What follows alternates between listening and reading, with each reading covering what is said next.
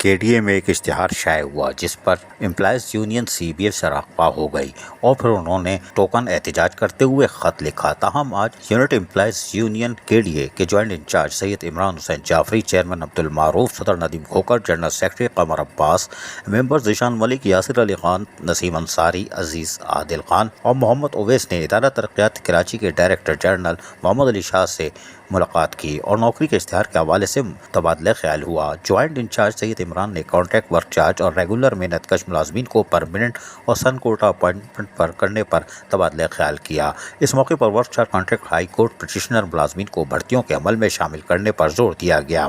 सैयद इमरान हुसैन जाफरी का कहना था कि कराची के नौजवानों को जो इस इदारे से वाबस्ता रहे किसी सूरत सीबी एम्प्लॉयज यूनियन तना नहीं छोड़ सकती। हमारा मौक़िफ़ वाज़ेह है कि भर्तियों में पहले डेली वेजेस मुलाजमीन को फर्स्ट प्रायोरिटी पर रखा जाए। डीजी केडीए मोहम्मद अली शाह ने अपने भरपूर ताउन का यकीन दिलाया जिस पर वफ़द ने इनका शुक्रिया अदा किया। इस मौके पर पीर को दूसरे सेशन की मुलाकात का वक्त भी तय कर लिया गया है, जबकि इस मौके पर चेयरमैन अब्दुल मारूफ ने कहा कि कॉन्ट्रैक्ट और वर्क चार्ज मुलाजमीन का हक सबसे पहले है जो इदारे में सालों से फ़राइज़ अंजाम देते रहे हैं। इस हवाले से दूसरी मुलाकात पीर को की जाएगी।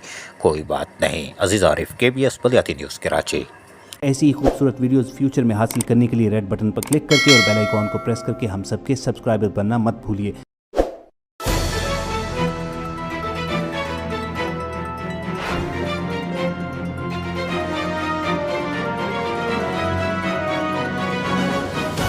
KBS बलियाती न्यूज़।